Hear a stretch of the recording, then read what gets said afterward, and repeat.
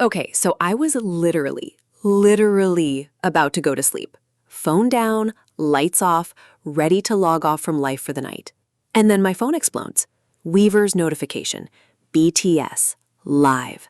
V, Jimin, RM, and jhope all in the same room, eating food, talking about the military, debating Pokémon versus Digimon, and just being together. And now it's check time on phone. It's late. I don't care. We are doing this. Welcome or welcome back to the channel. Grab something to eat, get comfortable, because this vlog is going to be everything. Okay, here we go.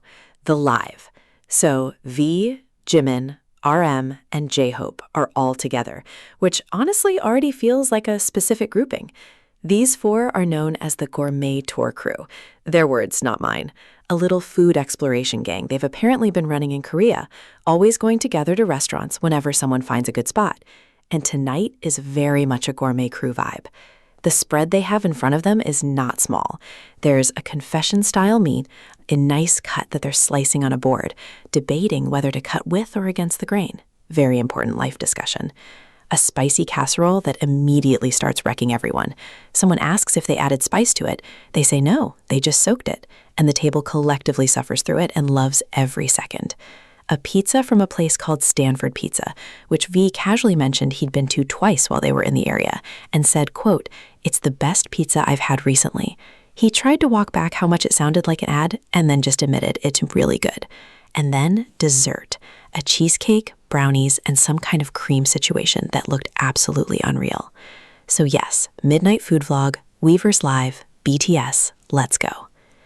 The dynamic of this particular four-member lineup is so good, by the way. RM is the calm, thoughtful one, holding the conversational threads together. jhope is the one who has strong opinions about everything and then immediately tries to be diplomatic. V is just saying things at full confidence whether they make sense or not. And Jimin is the one who got roasted the whole night and took it beautifully. Also worth noting, this is their first real long break day in weeks. They've been on the road since early April. The relief of just sitting together with food and talking without a schedule, you can feel it through the screen. This segment, this is the one I keep thinking about. So during the live, they started talking about jhope's Seokjeong, his wild rock honey. And if you weren't aware of this, let me explain. jhope has been eating this specific type of honey before every performance for years, like it's his pre-show ritual. You eat it, you feel a burst of energy, and you go on stage. After the first Seokjeong concerts in April, V actually posted a photo of them backstage eating honey together, jhope, V, and Jin, all sitting at a small backstage table with this honey. It went viral. But what is Seokjeong? So Seokjeong, written with a character for rock, is honey harvested from wild beehives that actually live on rocks in nature. It's not farmed honey, it's wild, it's rare, and it's one of the most expensive honeys you can buy in Korea. Here's what makes this story so beautiful. jhope's parents send it to him. His dad apparently has a source for this honey, and they've been sending it to him throughout the tour. And during the live, he said they ran out mid-tour because the members were eating through his family's honey supply, and his parents had to rush a new batch.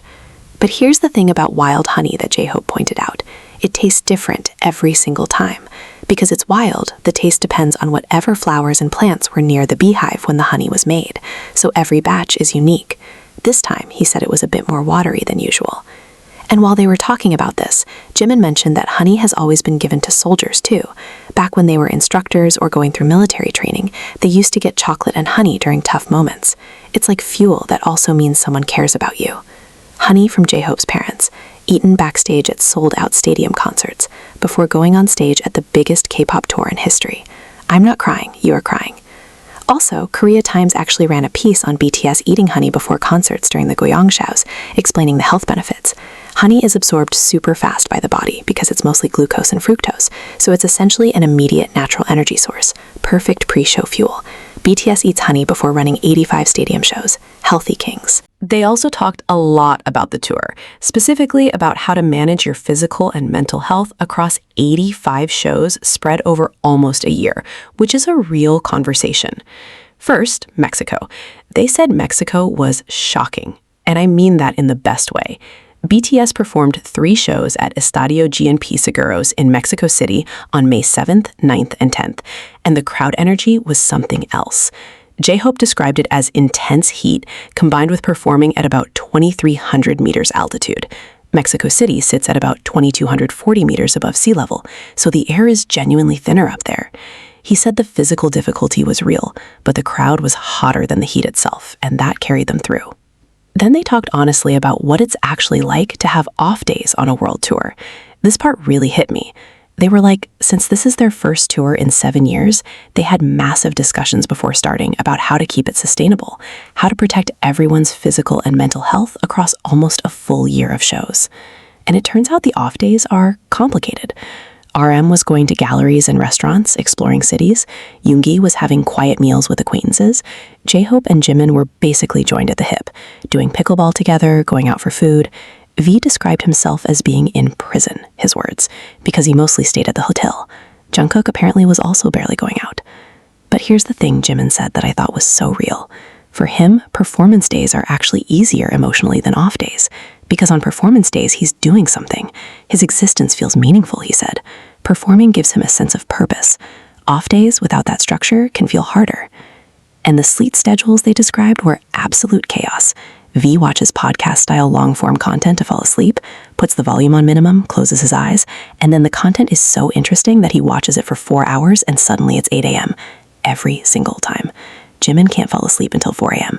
J-Hope just said to put on a pro gamer playing StarCraft. I might try this. Oh, also, they confirmed the upcoming tour legs during the live. After Las Vegas, they're going to Busan in June, and Jimin mentioned this will be his first time in Busan since he enlisted in the military. He said he hasn't even had a reason to go since then. A homecoming for Jimin in Busan. I'm already not going to be okay about this concert. And then South America in October. Colombia, Peru, Brazil, Argentina.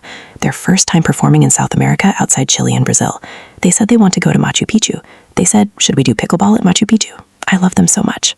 Okay, I need to give this its own segment because it genuinely escalated. So RM pulled out a Pokémon card he just bought, a Diglett. And this launched, I'm not exaggerating, a full philosophical debate about Pokémon versus Digimon that went on for multiple minutes and involved everyone at the table having strong opinions. The Pokémon camp was basically, it's the cultural phenomenon. The 30th anniversary is a massive thing right now. Pokémon is dominating. RM is clearly the resident Pokémon person and was defending it. The Digimon counter-argument, and this is the part that actually hit, someone made the point that Digimon has more emotional depth. In Digimon, your partner stays with you no matter what. They fight together. If Agumon faints, his owner picks him up and runs because he's scared it might die. The bond is the whole point. Versus Pokémon, where if your Pokémon faints, you just swap it out for another one. RM defended Ash and Pikachu's bond, but the Digimon side's argument was basically, the structure of the games and show treats the Pokémon more like tools than partners. And then RM brought up Cubone. And honestly, this ended the debate. Cubone's mother died, and the skull he wears on his head is literally his mother's bone. He carries his grief with him everywhere. RM found this deeply moving. RM finding emotional philosophy in a Nintendo game for children. Of course. Everyone agreed they only really know Generation 1 Pokémon, which is very honest. Also, someone said they learned English by watching Pokémon in English as a kid, which is the most wholesome language learning origin story I've ever heard. And now, the military stories, because this is the part of the live that felt the most rare, the most precious. BTS completed their military service between 2022 and 2025. RM and V were discharged in June 2025. Jimin and Jungkook completed theirs the same month. Suga finished last in late June 2025. They literally got discharged and went straight back to making music together. And now, almost a year later, they're starting to be able to laugh about it, which takes time. Here are the 3 stories from the live that I can't stop thinking about. Story 1, the food rush. J-Hope and Jimin were in different companies at basic training, but every single mealtime, J-Hope would somehow find his way over, pat Jimin on the shoulder, and take the best pieces of food before anyone else. He was the fastest person at the eggs every single morning. Over 20 recruits, and J-Hope was always already there. This is peak J-Hope behavior, and I am not surprised. Story 2, the church bread mission. This is my favorite. So Jimin found out that if you go to the Catholic religious service at the training center, they give you bread, real food. during basic training where food is the most precious thing in the world. So Jimin rounded up about 8 people and marched them all to the Catholic service. None of them religious, purely for the bread. They got there and everyone was standing up, singing, doing things together. Jimin and Jungkook stood there thinking, do I really have to do all of this for one piece of bread? But Jimin's attitude was, I'm not even Christian, but I love you, let's go. He fully participated. He also started listing League of Legends character names as potential baptismal names, which is the most unhinged and specific military chapel humor I've ever heard.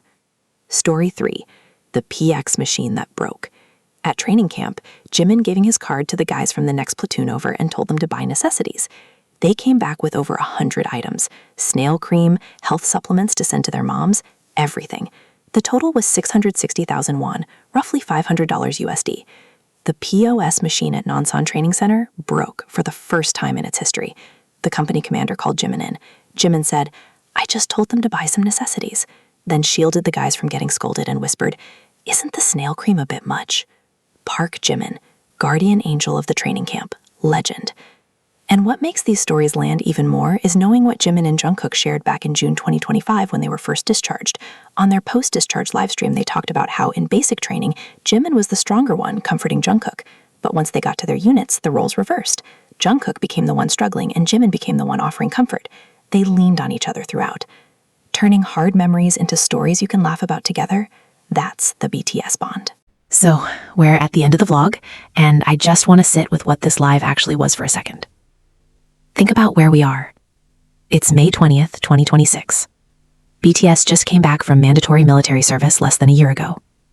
They dropped an album called ARIRANG, named after a 600-year-old Korean folk song about longing and resilience and coming home. And it became one of the biggest album releases of the decade. They're now 35 shows into an 85-show world tour, performing in 360-degree stadium setups to sold-out crowds across the world. And on the day after the final Stanford show, they sit down together, eat spicy casserole and cheesecake, talk about Cubone, debate Pokémon philosophy, share military bread stories, and just breathe together. That's it. That's BTS in 2026. 7 guys who've been through so much, individually and together, just being real with each other, and with us. The ARIRANG era is still early. Las Vegas is next, then Busan, where Jimin hasn't been since enlisting, then Europe, South America, Australia, all the way through March 2027. There is so much more of this to come, and I just feel grateful that they're here, all 7 of them, healthy, together, and still doing this.